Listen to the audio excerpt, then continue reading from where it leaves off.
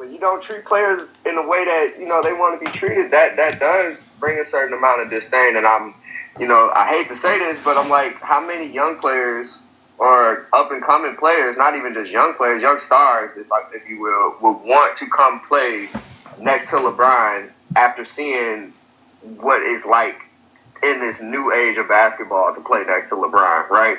Like, we know that Chris Bosh went through it. We know that Kevin Love went through it.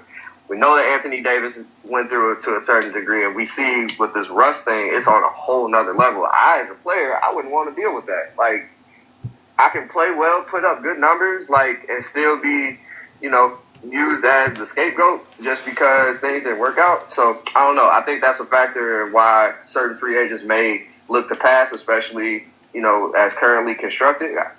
Playing with LeBron may seem great, but as a competitor, I wouldn't want to play with him, quite honestly, just because of what, he's done to the careers as of, the last 3-4 years. And championship be damned, they shipped Kyle Kuzma off like he was just a useless player. KCP the same thing. Caruso, if you will. So it's bad business all around, man.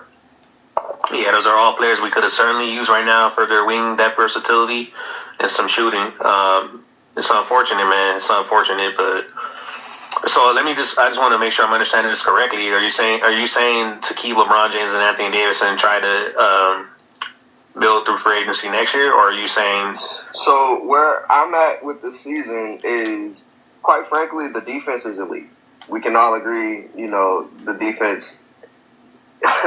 It's sad because if they shoot at least 30% from three, they probably win a couple of these games, right? But honestly, I would continue. Dame is about to be out a week or two. The injuries are starting to pile up around the league. It's time to pounce. You gotta play. You have to try to play well. You have to try to get these wins because late in the season, I keep looking at what Boston did last season. From February on, the run that they were able to make, and I know we don't have the same makeup as them, whatever the case may be, but that's possible for a team with an elite defense. They get some shooting that they, instead of shooting 35, 43s, knock it down to, between 25, 30. Maybe that's a difference. Maybe some more post touches for AD or, LeBron operating out of the post. Whoever said that earlier, I agree.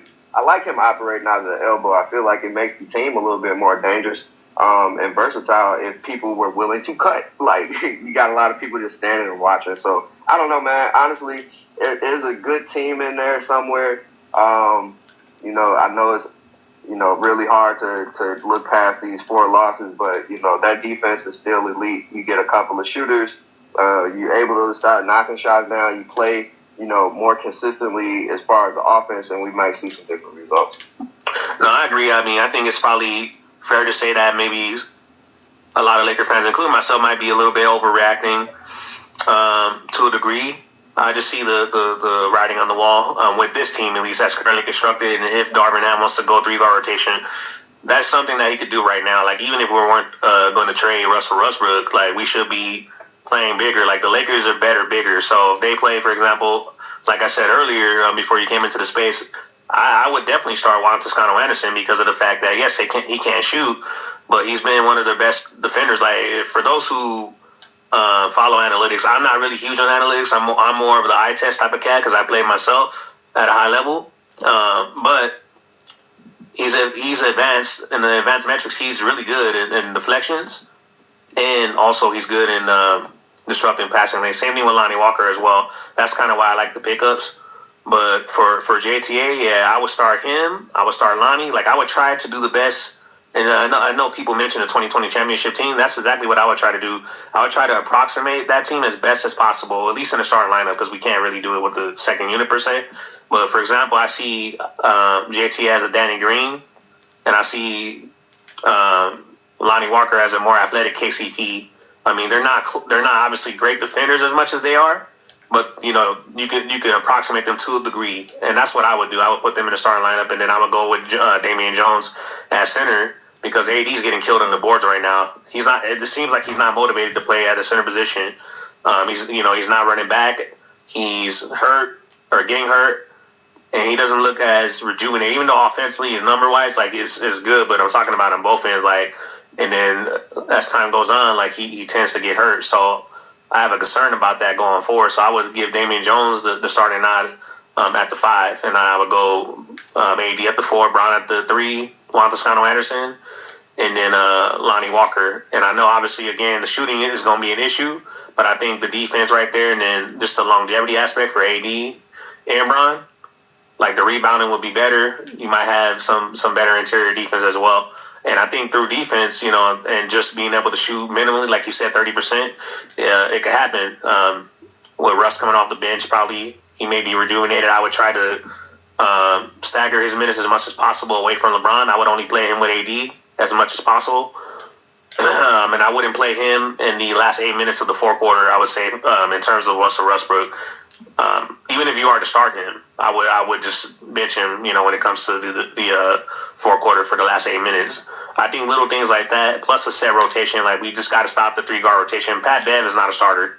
All due respect to the brother, he's just not a starter. Nah, he's a trade fodder if we being real. Like, we talk about Russ being traded. Like, man, I've been trying to hold out hope to see if something changed with bruh, but like, yo, nah, man. Nah. Like, what he brings defensively don't even really make up for the lacking of everywhere else. For him, particularly for me, I agree. Like, I would package him at 9 to try to get the best available, like, wing right now. I know that kid. I would go with Jeremiah, and I said this for a while, man, and I don't know why Tibbs didn't play him, but I would go for Cam Reddish. That's what I wanted. Like, I would package either Kendrick Nunn or even Patrick Beverly, whomever, and either a second round pick or 2 second rounds for Cam Reddish and maybe a shooter that they have on the team to make the salaries work. If you're trading Patrick Beverly, but if you're just trading Kendrick Nunn, the salaries could work straight up for Cam Reddish, and then he's unexpiring, and then you'll be able to obtain his bird rights and go over the cap. That's why I would do that deal, even if he's expiring for Cam Reddish. Because you have a person that's also under 25. Like, again, that's what I would be looking for. Like, you want to surround LeBron James with younger players. You don't want to just surround him with 3-and-D guys, but you want to surround him with younger players.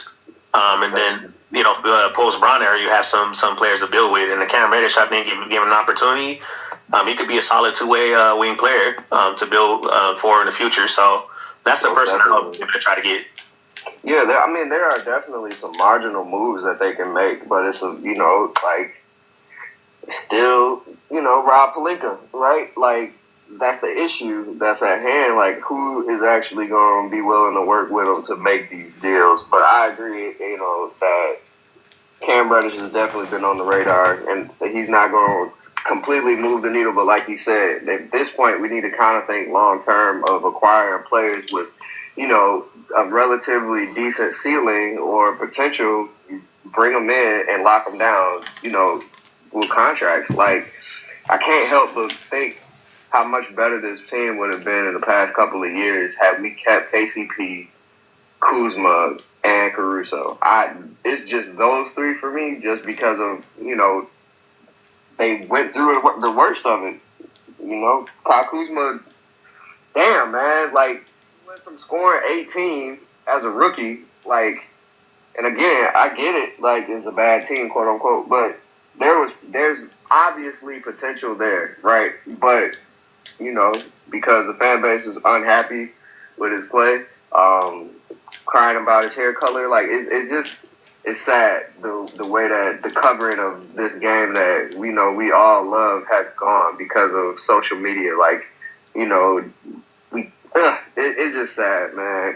You don't really see stuff like this, and it's sad that the media, for the purpose of clicks and everything else, are willing to, create these narratives and string people along, because there are a lot of casual fans, right? Like, these people are not really watching these games. They haven't watched the games prior to us being a part of the Lakers. Every time that, we get in crunch time and it's a 5 or 6 point game, I'm suspecting that we're going to lose just because that 21 season scarred me so bad. Like, how did we blow all of those leads? Like, it really, really blows my mind. But I don't know, man. I know it's some listeners in here, Diedrich and KB. I kick it with them pretty often, and they have some good basketball knowledge.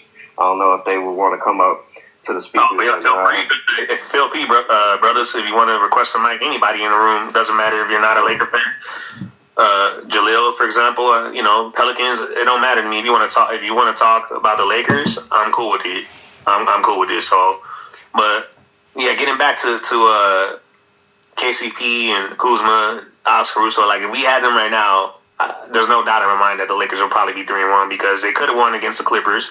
I said that was an L, definitely to the Golden State Warriors, but the Lakers shot so bad and they still almost fucking won the game against the Clippers.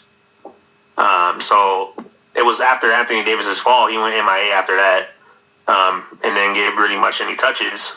Like I said earlier, he had 10 points in the third quarter, and then he didn't get really too much touches, and he was, favoring his back and all that type of stuff. So I still think he's doing that from there on out till yesterday, because after that rebound, when I think Joker or whoever it was went over his back, he started to grab his back, and then he was kind of coming back down late in the offensive sets, and then they weren't being able to run anything because it was fucking 4-on-5. So, and then you had Joker pushing the ball, and he wasn't running back to try to stop him and stop the dribble. So you have that type of stuff, man. You gotta consider playing AD at the 4 position because he's just taking a beating at the 5, unfortunately. Even though offensively, like I said earlier, numbers wise it's solid, but longevity wise, it certainly is an issue. But yeah, man, we probably will be 3-1 at minimum with those players. It is what it is. They didn't want to pay the tax for Caruso. But the crazy thing is they chose THT. That's what exactly I was gonna say. They chose THT, and then they ended up trading him for Pat Bev, who right now that looks like a fucking carpet trade because the Jazz, I think they're 4-0, right? I think the Jazz right now, or at least 3-1, whatever. 3-1. Yeah, they're in early before tank mode. Giving their fan base the reassurance that, hey, we're not going to tank outright, but what we are going to do is play hard, And again, it just really goes to show, if you look at some of the teams that are successful this season, like, you really kind of see that, look at the Hornets. They don't even have LaMelo Ball. Miles Bridges is not playing either, right? Gordon Hayward in and out the lineup. I believe they have a winning record right now. Their team is playing well. It's crazy because of the star power that we have, and it's just like, why the fuck can we not put it together on the court? Like, complete games. They have these flashes where it's just like, all right, here they go, but they just can't close games out. And that's the biggest, in my mind, that's the biggest issue outside of shooting is the Lakers don't have a closer. And this is why LeBron prefers to have a guard that's able to go and get his own shot, in my mind, because when crunch time comes, I don't think most times LeBron wants to drive. And we got to get to the point, we're talking about the refs as well, right? Like, the refs are terrible. They don't give the Lakers nearly the calls that they should, which means the players get even more frustrated, deflated, don't want to play in ways that are to their strength, so they settle for these jump shots. And ultimately, for LeBron, crunch time, like, I get it. Like, you're not getting the respect from the rest. Why settle for going to the basket when you gonna probably get smacked up and not get the call, right? Like, it's really frustrating. It's a lot of different things, but not having a real closer, if you will, to be like, all right, let me just go ahead and close this thing down. Let me close it down. Yeah, that's likely why they want Terry Rozier, because I've seen rumors, not rumors, but reports from Shams Charania.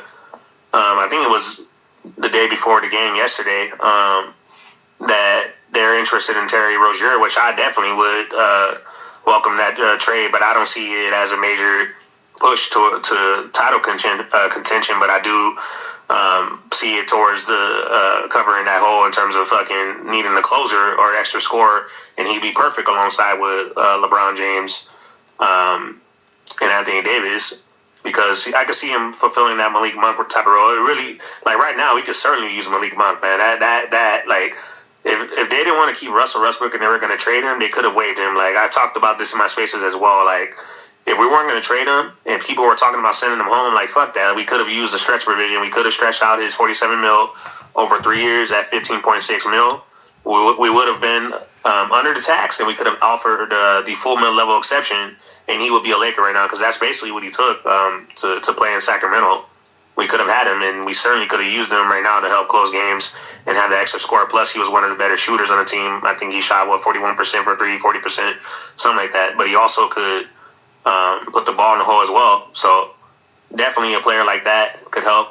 So if they're going to pursue that Charlotte trade, I definitely wouldn't mind it because I think it will help with that as well. And having a combo guard, he could kind of pass a little bit, but we definitely will use him for his shot creation ability. So I like that trade, and I like the Spurs trade, but for two first-round picks, future first-round picks, again, like if I'm going to do that trade, I got to get an all-star player or a supporting cast that has playoff experience, like particularly in the second round. Certainly past that, because I want battle-tested type of cats on a team with LeBron James that could defend and do everything and have a resume going forward, because we can't get people that can't, that haven't sniffed the playoffs, because we've already seen that with Cleveland before LeBron James became a Laker. Like he, took them to the finals, but they didn't show up when it came down to it. So man damn near willed his team and did what he had to do, but it just wasn't enough. So if we get younger players like that, we definitely got to get role players again that has a track record in the playoffs and can perform in the playoffs. So we'll see what happens with that, man, in terms of the trade or trades, whatever they do with Charlotte or Spurs or Indy. That's going to be on the table. If I'm the Lakers, I actually agree with you what you said earlier. I think you said 20, 25 games. I think that's kind of what their line of thinking is. Seeing where they're at, it may be too late, but at that point, like, teams are going to say, hey, we know where we're at, we know what the landscape is. We're probably going to be starting to tank, and the Lakers could be able to get those players or trades from this. So before the season started, my whole stance with even trading Russ was like, you do not trade him before training camp. If these are the options that we have, you just got to wait it out. After seeing Victor and Scoop play in their matchup, I was like, all right, you got to understand people is going to be tanking for these dudes. And that doesn't happen like as soon as the season starts. Like that happens around December, people start to realize what they have. That's also when majority of newly signed players like a Lonnie Walker and other players can be traded. December 15th is a big day for me, just simply because, hey, we could package together a Pat Bev and Lonnie Walker. And that was the thing about Lonnie playing so well. Initially it was like, all right, his value, again, is boosted from playing next to the stars, but also, his contract is affordable enough where he could be somebody, on a contender that may make a difference for them, right? And he packaged them together with the right player, or, for a rebuilding team that needs somebody to lead their team, or not really lead their team, but just another baller that's out there. But I think there's a way to maneuver and make some moves in December,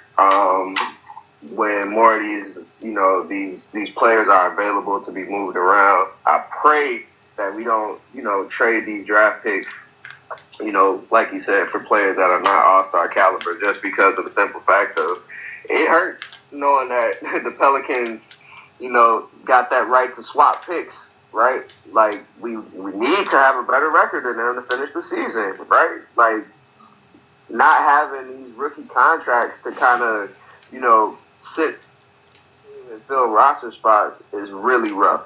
And you building your team with vet minimum contracts, this means it's usually players who are pretty much, bench spotters anyway, like won't be able to give you much during or around playoff time.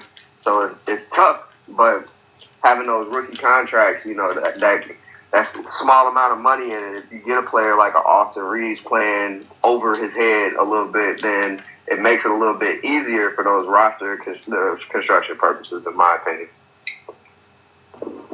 Shout out to Young Harry in the building. I see you. Definitely would like your perspective on this. If you want to come up to request a mic, always enjoy your perspective. But yeah, come to trade time. the Lakers have to make a decision. And like I said, if it's going to be just to be a marginal improvement, and by a marginal improvement, I'm talking about second round, top 6 seed or something like that, and you're trading those two first.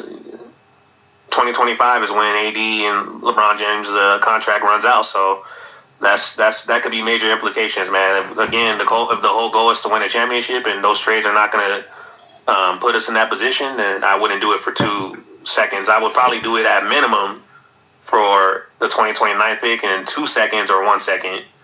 That's as far as I would go. But that 2027 pick potentially be a high draft pick for the Lakers. And again, I'm not talking about just keeping the pick and trying to find the franchise cornerstone in the draft, because we all know, most people that know the Lakers' history, they don't really develop players and keep them long term, and that's part of the issue. Why we're at where we're at right now. But we do trade players. For example, with Brandon Ingram, he's an all-star now. So he played 3 years with us before he got traded to the Pelicans. Like, we've developed him pretty solidly.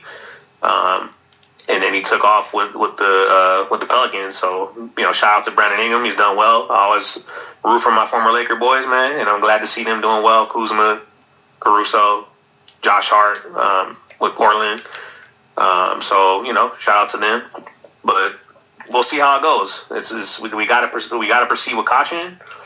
And this could set us back 4 to 7 years, man. If we just do shit out of desperation, just to look better and get Russell Westbrook off the team and give it to appease fans. So, we'll see what LeBron James continues to do, man. I'm not feeling the substo jabs that he's taking. The passive aggressive bullshit. Just come out and say, "Yo, Rob, I want a better team.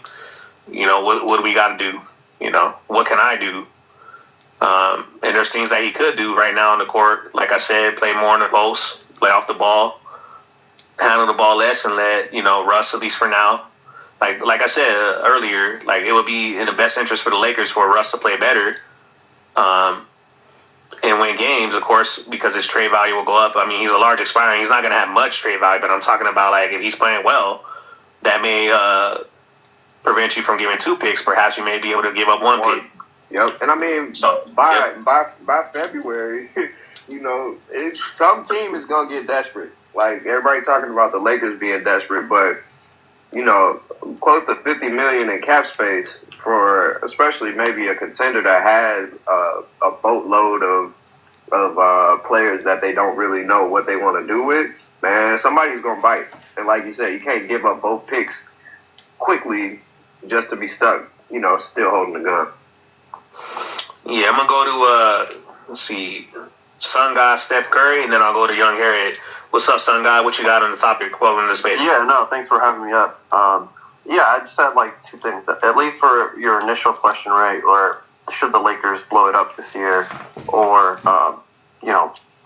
just look for next offseason and just ride with the current team? I think you have, or you should, in my opinion, ride with the current team regardless of the outcome. Right, and I think you guys highlighted some of the stuff. Right, you don't want to end up giving more assets just to try to get players that may not even be here long term. And not just that, I think you kind of need to play out this whole season. You can't shuffle too many things around, because with the new coach, you also want to see is he the right coach? And so far, by all accounts, Darvin Ham seems like a good coach. But you still need to. He needs to go through that full season with continuity, and at the end, even if you don't win, you do get some semblance of ideas of, okay, what works on this team around LeBron with this coaching philosophy style, and what doesn't, right? And that gives you a better idea of what to go into the next offseason with. Similar to, I guess 2020, it wasn't necessarily apples to apples, but they did get kind of an idea of, okay, they put a bunch of these youngsters around LeBron, and they quickly, at the end of the season, they realized, we can't necessarily put all these young guys, right? And you guys mentioned that you need veterans around LeBron. So, I think to that point, I think there's definitely a lot of value in terms of finishing this offseason, without making any panic moves.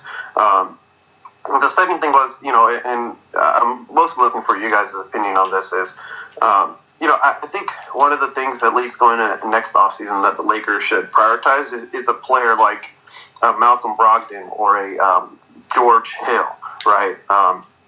And the reason I say that is because, right now, when LeBron's off the court, you were hoping that Russell Westbrook would be the person to drive the up. Well, okay, I'll take that back. You were hoping that Anthony Davis is the one that would drive the offense, but it doesn't look like he can handle that sort of responsibility, whether it's due to skill set or his position. Regardless, it's not. That was a hope, right? As after 2020, that hey, we're going to turn the keys over to Anthony Davis and he's going to be the main driver of the offense. But it doesn't, and part of it is due to injury. But even then, it doesn't look like he's fit to do that. So and I think you need to capitalize on his strengths, which is play finishing. He's probably one of the best play finishers of all time. So having a guard who won't necessarily hunt for his shots, but can make the smart plays, use his screens to get into the lane and be able to make the right pass. I think getting essentially a secondary ball handler, and you're kind of seeing a little bit of that with what they're trying to do with Austin Reeves, right? And even Lonnie a little bit in the second unit, where they're making them the primary ball handlers and having Anthony Davis, roll, pick and roll. And I think, that this sort of player would have two main benefits, right? One is what I mentioned with Anthony Davis and having a competent offense when LeBron's not on the court. And two, it allows LeBron to rest a little bit more, even when he is on the court. Right now, right, the main issue is Russell Westbrook. Even when he does get downhill, teams are helping a little bit off of LeBron as well, clogging up lanes.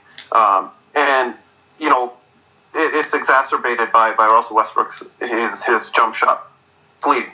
But having a person who can hit jump shots, open jump shots, would not only help LeBron off the ball, but also when LeBron does have the ball in closing lineups. Just in terms of, right, you guys said it exactly perfectly, right? LeBron at the end of the game loves to drive, right? And why wouldn't you?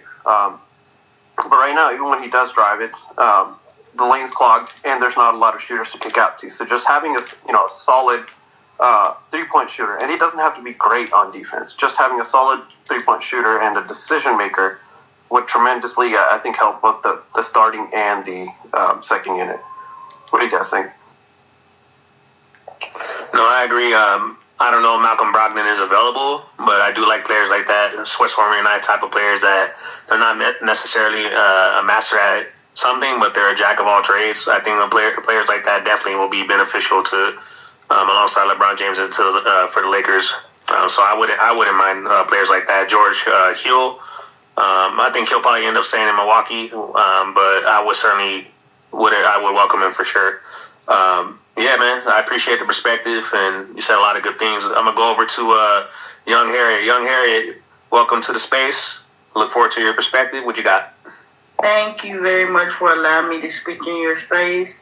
My question would be, for this year and this year only, would what you guys would be trading, are the Lakers sure that whatever they get back would be enough to build around, to be championship pieces around the Lakers, around LeBron and AD, excuse me. And the reason why I say that is because if you look at the offense that the Lakers are not trying to run, is reminiscent of what Milwaukee is doing, is reminiscent of what Memphis is doing, right? And though, are you going to be able to get back the requisite shooters? That would be my only question. Because in order to run the offense that Coach Ham is trying to implement, you're going to need shooters. And I wouldn't want to let go of one of my stars. Let's just say, I don't think they'll let go of Anthony Davis. Do you have enough to get those requisite shooters. That would be my only thing, and I wouldn't want to mortgage the future in order to do that, because you already did that once. And I just can't see him doing it again, especially if it comes to the All-Star break and you know good, well, and hell, you're not going to have enough to compete.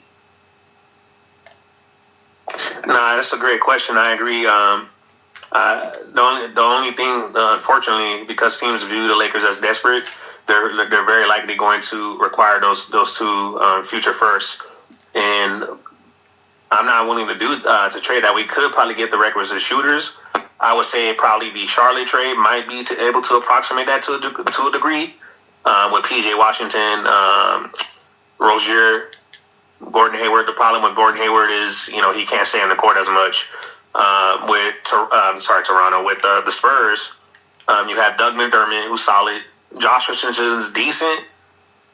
He's more of a two-way player and more of a defender, but you can get players like that with the Indiana trade. You only get Buddy Hield, who I think is shooting 41% from three now, right now, or 39%, somewhere around there. Miles Turner, to me, is an overrated shooting big man. So I really don't, I think he'll be more of a defensive player. He's really good on the interior. So there's probably two trades I would say that you can get at least somewhat of a respectable shooters to get us up to at least 30 to 33% at minimum. If we're able to get up there, then we're definitely going to be winning more ball games. But in terms of it being enough for a championship or being really good in the playoffs, I still think we need more wing depth and some shooting. So I'm not sure, Young Harriet, if that's going to be enough. And if it comes to trading those two firsts for marginal players or mid-tier players like that, just to be decent to get to the second round, I'm not willing to do that. So, no, I don't. To answer your question, I do not think that there's any trade out there unless we end up trading Anthony Davis and or LeBron James. We can actually get that, and then we could build for the future. But that's obviously you and I both know that's going to be a rebuilding process that the Lakers are not used to. So I think right now it's a catch-22. We got to proceed cautiously and not act out of desperation, because right now I don't see any other trade right now that could be that could bring us shooters and that could push us in the playoff hunt and towards title contention. So that's why I put with that and with the title, like do we blow it up? So it's a very difficult question to assess right now, but that's kind of where I'm at right now in terms of just saying, let's see how it goes. Teams are going to start tanking, perhaps 20 games in. Obviously, we'll probably be out of the playoff hunt. Maybe it continues, maybe not, being that the West is too deep. You're taking a major chance, but you're also taking a major chance as well if you trade those two first-round picks, and then you don't have no assets for probably about a decade or so. I think we probably own the 2026 pick. I got to check, but up to 2025 is pick swaps with the Pelicans. And then, of course, we own 2027 for sure and 2029 because we have no first round in 2028 to my knowledge. So we just have second-round picks after that. From the Washington trade as well for Russell Westbrook in 2025, I believe, for the second-round pick. So we have to really proceed cautiously here. But, yeah, I hope that answers your question, because I think that's a thought-provoking question. So we'll see how the Lakers proceed. I have one more follow-up, if I may. Being that you seem like you've been a Lakers fan for a long time, and you have a good grasp on how the fan base feels, do you think that you guys would have enough patience to wait a year or two until this roster is fully formed? Because I don't think, that this roster here is the final product of what Darvin Ham is trying to do and ultimately wants to do. No, I do not. Matter of fact, we probably are by far the most impatient fan base out there. I do not see. I'm excluding myself because I'm always for rebuilding as well. Like, I appreciate what Memphis is doing. You and I have talked about this ad nauseum in Memphis spaces and other spaces as well. the fact that they have basketball minds over there and they have draft capital and they've hit home runs on their draft picks. That is something, there's something special about grassroots in terms of you draft your players and you watch them grow in front of your eyes. There's something special about that. So we don't have that right now. We never had that in our history, to my knowledge. We like players that are assembled out of the box already, Magic Johnson, etc. So nowadays you're not going to find those type of players in the draft as much, But no, I do not think that Laker fans are going to say, you know what, I'll be willing to take another year because they've already had 2 years. They're already, going at Genie to sell the team, stuff like that. So I highly doubt, young Harry, that Laker fans, the vast majority of them, are willing to wait for another year. I don't see that as a feasible option. And I just had a quick follow-up to that. Do you guys think, I personally think that part of, besides not having draft picks for, this whole decade, I think part of the reason also Rob's reluctant to trade those picks has to do with his extension. Knowing he's going to be here long term, I think he's also reluctant to trade those picks as well, just because LeBron's obviously old, and his son's going to come into the league, and it's believed that his extension, I believe, runs out at that time. So and he's already said he's going to go to that team. So yeah, I guess I want to get your guys' opinion. Do you guys think the extension is a factor as far as coming to trading those picks? Yeah, I do actually think the extension is a factor because he's already been, if you heard him in the media day, and then also the other pressers, towards the end, the exit interviews that they had, he took full accountability for everything, which, I respect that. He did do that, so, I'm going to give respect where it's due. And I do think that if he wanted to do a deal already, he would have done it already. And so he knows that he's on not the hot seat, but a lot of Laker fans are pushing for him to be fired, and they are not happy. I could tell you from being in rooms and also talking to other fans, my YouTube channel and other things like that, DMing me, other Laker fans saying, yo, why did we give him the extension? He hasn't done anything other than the 2020 championship. That doesn't justify as much for the extension. So I do think that Rob is factoring that in. He wants to play this carefully. And that's perhaps why LeBron James posted that. Who knows? I think he's going to say, the pundits are saying Father Time already kicking in. That's when he's asked about it. I think that's what he's going to say personally. But I do believe it has something to do with that. Him saying, to Rob, basically in a passive aggressive way, how long are you gonna do this thing and wait and not trade those two first? Because most teams that are going to do the trade and help the Lakers improve are requiring those two future firsts. So. But yeah, to answer your question, I do think that has a lot to do with it. And also the fact that he, again, like I said earlier, is that if those two firsts are traded and then it doesn't go well in terms of a championship, then now essentially you're looking at. I think we have the 2026 pick, I believe. I got to check back on that, but we don't have a pick up until I know for certain our first round pick. 2027. So you're looking at right now, you're looking at 4 or 5 years, and that's past his extension. So it certainly has a lot to do with his extension, because if he does that, he definitely is going to potentially could dig us a bigger hole in the future. And then who are we going to hire after that? They're going to have to clean up quite a lot. There's only one person I would love to steal, and I would give the kitchen in the house, the kitchen sink to, and that's Sam Presti, who could turn turn shit from sugar. He has the ability to do that, and that's one person I would try to get for sure past the Rob Pelinka era, because I definitely do not believe he should be a GM. He only got hired because Kobe Bryant. Rest in peace, Kobe Bryant. But Jeannie was definitely seeking his advice, and because of his Laker ties and connection to Kobe, she definitely hired him. Same thing with Magic. Those are not, with all due respect, they're not basketball minds in the aspect of building rosters.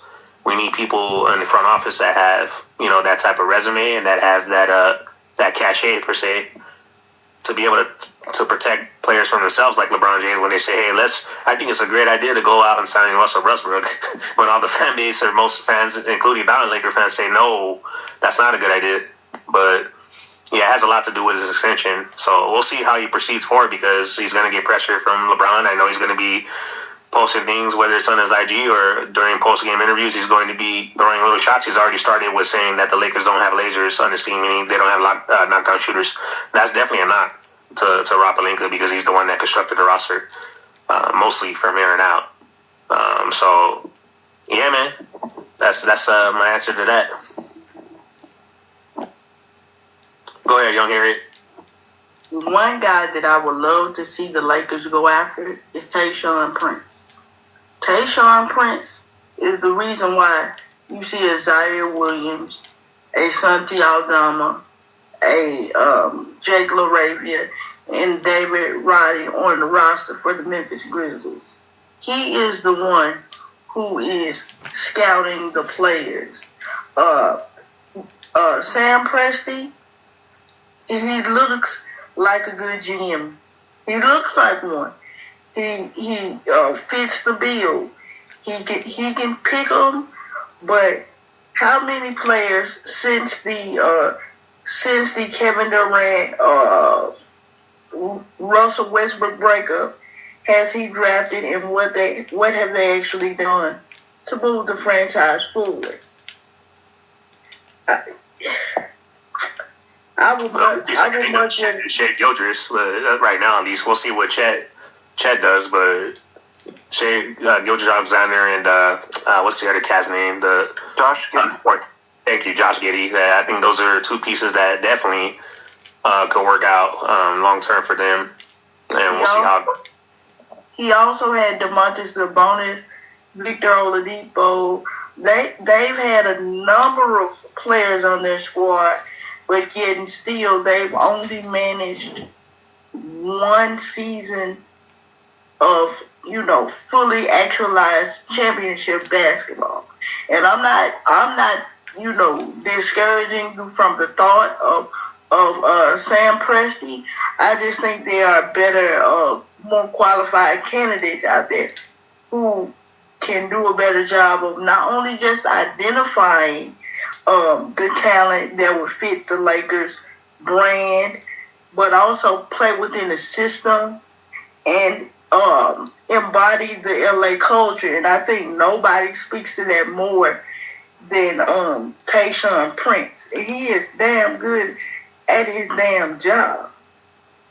I would just say I disagree at least about the championship caliber thing, right? Because yes, sorry, go ahead. Okay, I was just saying. Okay, I was listening. Just because they only went to the championship, to the finals one year, but they were contenders basically, every year, essentially, when they had Kevin Durant and Russell Westbrook. After that, I think Sam Presti made some really good moves, right, as far as getting Paul George, and part of the reason, or even before that, right, when they traded for Oladipo as well. And I think, after that, he's also good at development, because you brought up Sabonis.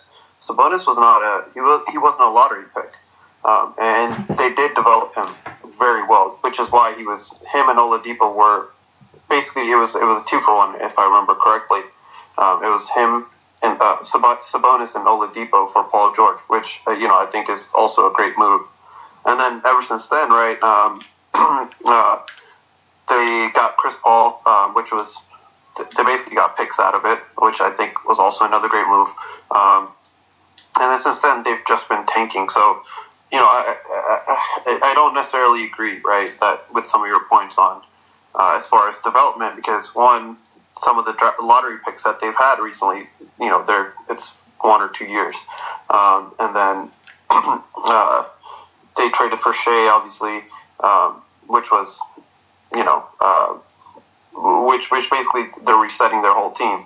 As far as all those, I think he's a very good GM, and I think I think if the Lakers got him,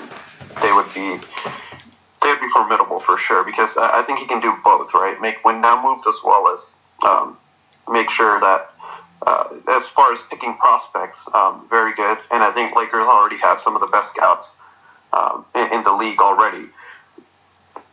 No, I agree. Yeah, we definitely if we're going to promote from within, which I'm okay with, I've been advocating for Joey and Jesse Buss, the Buss brothers, because they've done good with finding undrafted players, whether it's Alex Caruso or whether it's Austin Reeves. Yeah, Reeves, whether it's also acquiring draft picks with cash considerations. We've done that with Josh Hart.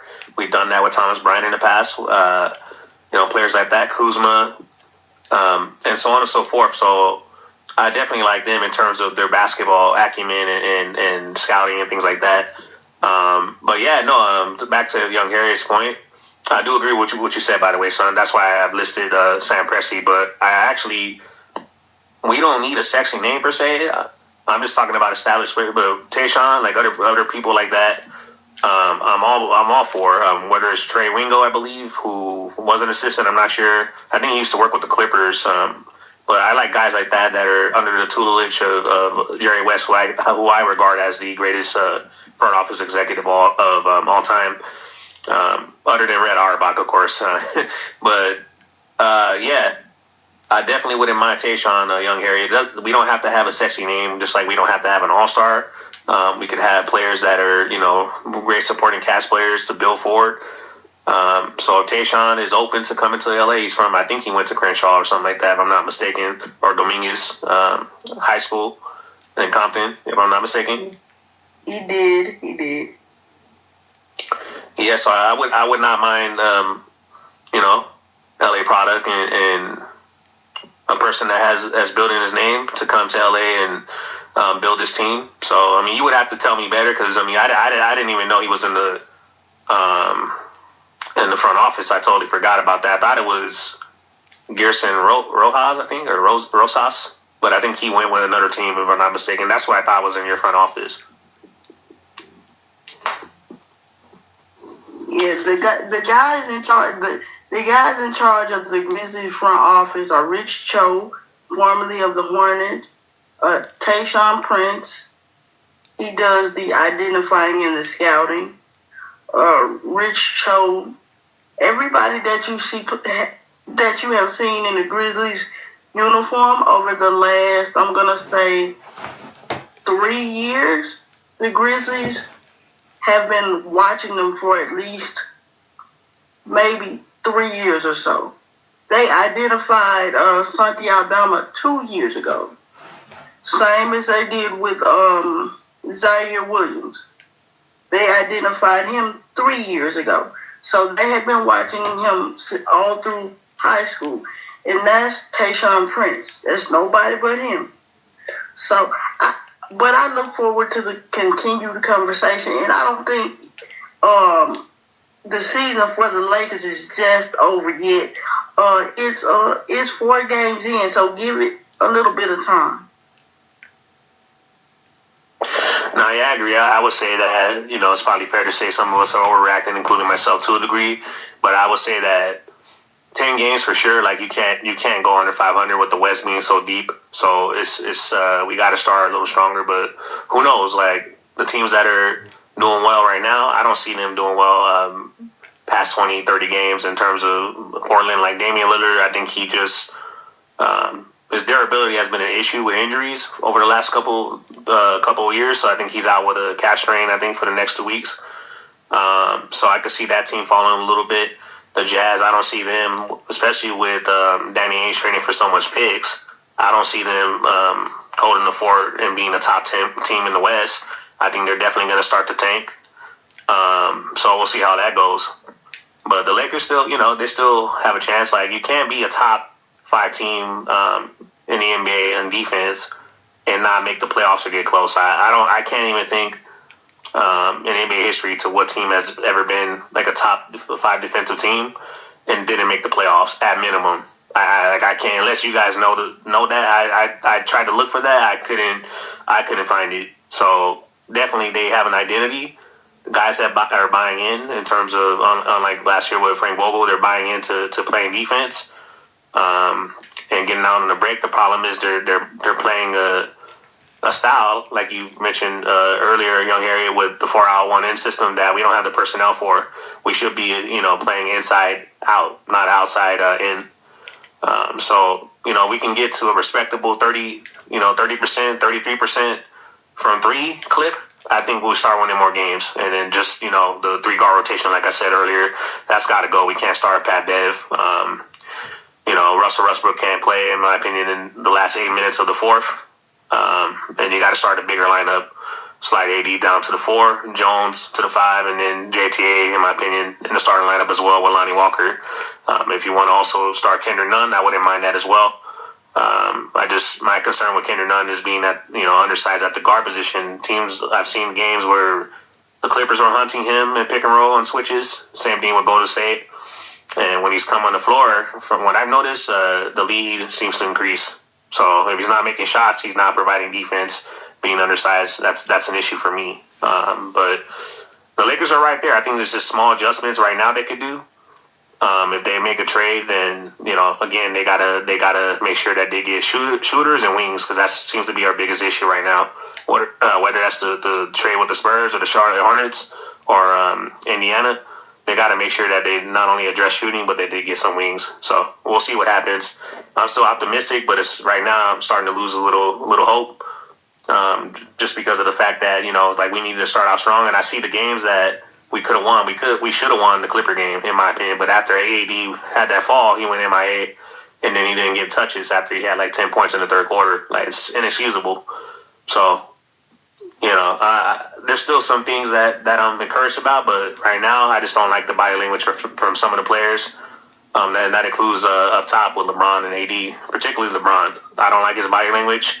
I've seen him get upset with players missing shots and not hustling back, complaining to the refs.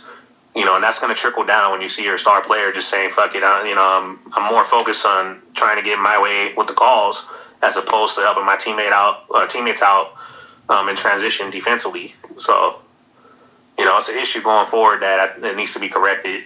But we'll see how it goes. So with that, I'm probably going to end the space. I do appreciate the listeners and the speakers coming up. Thank you guys so much for chiming in. I appreciate your perspectives. And thank you to the listeners listening. Y'all have a good night or a good day. Peace.